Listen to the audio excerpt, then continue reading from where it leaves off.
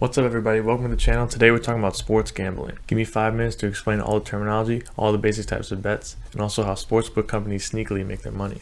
So right now, depending on what state you're in, people in the US can bet easily through DraftKings, FanDuel, BetMGM, and so many other options. These companies are called Sportsbooks. So you can go to one of these sites and you'll see odds that say plus 150, minus 200, and the numbers just make no sense at all. So first let's talk about the odds. The first thing you need to know is that bettors in the US like to talk in terms of 100. So let's take odds of minus 200 for example. What the minus sign here means is that you have to put in 200 to win $100. So if you place a $200 bet on minus 200 and win, you're getting a total of 300 back. The 200 that you put in called the stake, and the $100 profit. There's also plus odds, which are a little bit different. Here, if you put in $100, you'll get that much money back. So if you see plus 150, for example, it means that if you put in $100, you're going to win $150 profit and getting back a total of $250.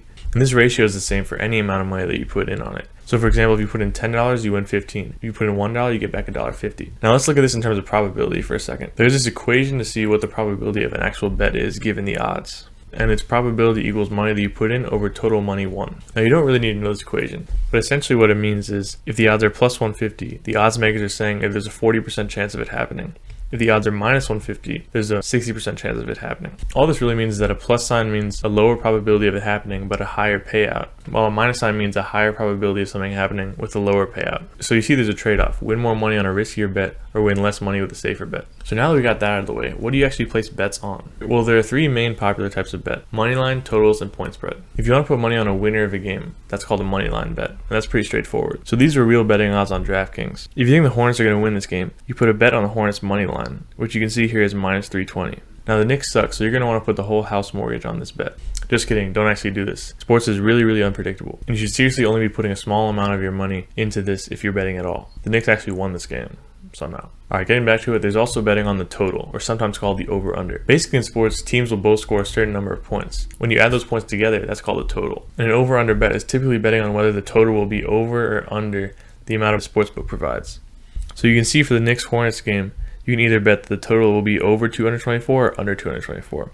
The last popular type of bet is probably the most confusing, but allegedly this is the type of bet that most advanced sports bettors make, called the point spread, which is basically betting on how much you think a team is going to win by. So if we look at the diagram for the outcome of this game, the Hornets can win by 1, 2, or more points on the right side, and lose by 1, 2, or more points on the left. So if the score is Hornets 100, Knicks 98, the margin would be here, because the Hornets won by 2 points. Or it could be Knicks 95, Hornets 90, and the margin would be here, because the Hornets lost by 5. When the line is set at minus 7.5, it means that the Hornets have to win by that number or more for you to win this bet. Now 7.5 isn't a realistic number for basketball, so Hornets have to win by 8 or more points to win this. The other side of this bet is Knicks plus 7.5, which is the opposite of Hornets minus 7.5. This means that to win this bet, the Knicks can either win the game or lose the game but by less than 7 points. Now sometimes you think that multiple things are definitely going to happen. Like you might want to put Knicks money line on one game and a Wizards money line on another game. You can bet on these separately, or you can combine these into one bet to make more money with something called a parlay.